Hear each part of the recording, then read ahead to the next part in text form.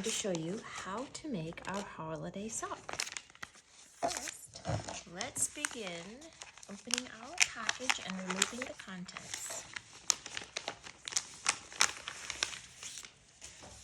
All right, here is our printed sock with our pre-punched holes and ribbon hole, guided instructions with video link tutorials and stitch type options,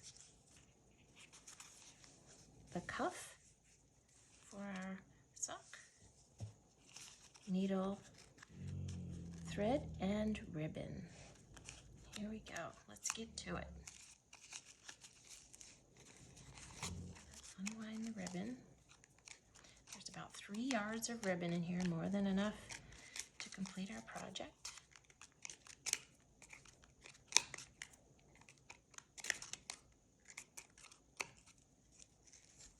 Set that there. And we're going to thread our needle,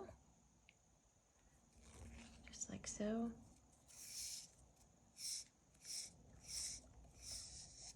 Here we go, and we're going to start at the top front side of the sock, and we're going to line up the holes best we can and bring your needle through the top hole and out through the top hole of the back side and pull it through, and you're going to leave about a couple inches here for a tail, and we're just going to tie this off with a double knot.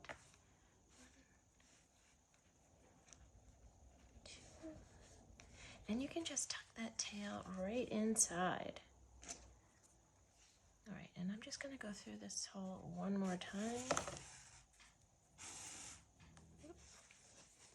This is waxed thread, and it does like to catch on everything, so it takes a little bit to get used to it. So there you go.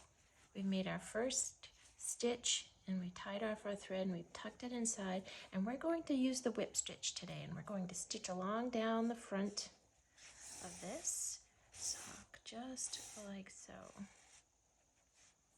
It is a very quick project. The stitches are nice and easy. This is, like I said, it's called a whip stitch, but it's really important that you keep your stitches nice and snug.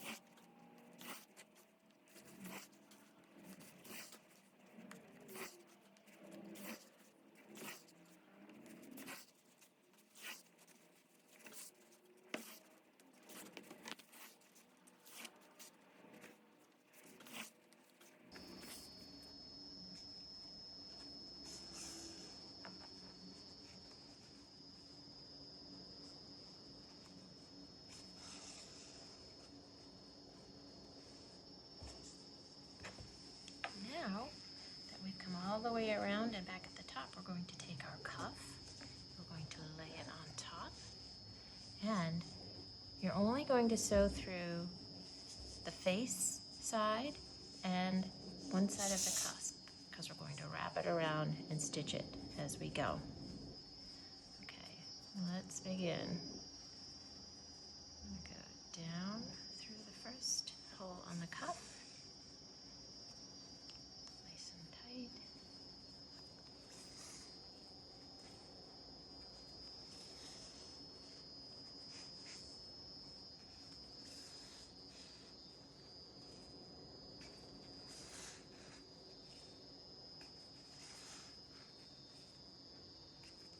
Continue on with our whip stitches.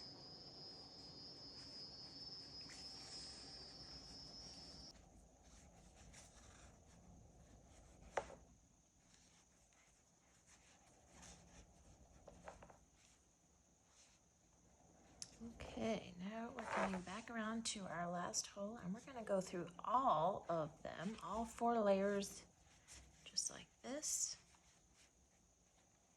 And then we're going to come around, as you can see, and come around through the side, but of the top of those. We're going to do this a couple of times, kind of give it a nice finished and secure look.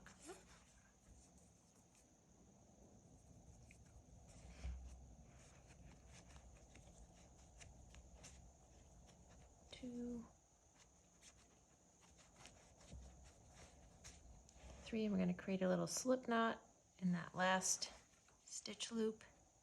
Pull it tight, and then you're just going to go down through the inside. Again, there we go. In between the layers, poke it through if you can. Oop, there we go. And you're just going to trim it. Just wrap the cuff around.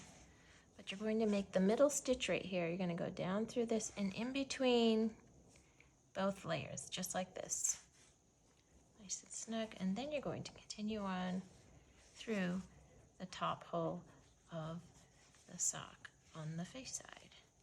There we go. Keep your stitches nice and neat.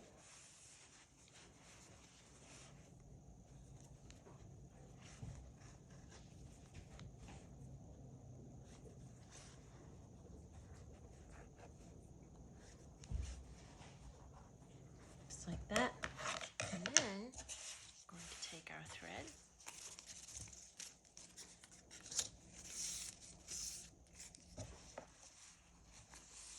Poke it through. It depends on what side you want the bow, but this is how I sort of do it. And I take, I don't know, I feel like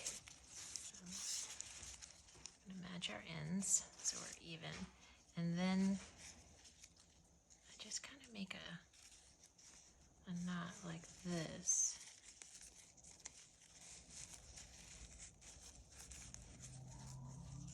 I'm gonna pull it tight. I don't know, I guess it's like 4 inches, enough of a loop to hang it on. And then I bring the knot down to the large hole and I make the loops for my ribbon.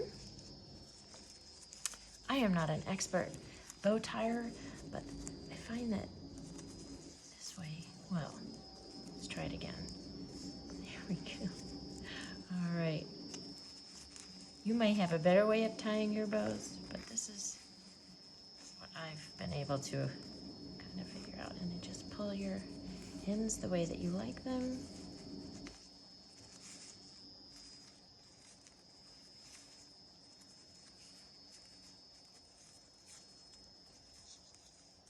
I think I want it to come down this way. There we go. And I like to cut them at an angle like this. And you can take a lighter and sort of melt the edges to keep them from fraying. But this is our sock. I hope you like it. Thanks for watching.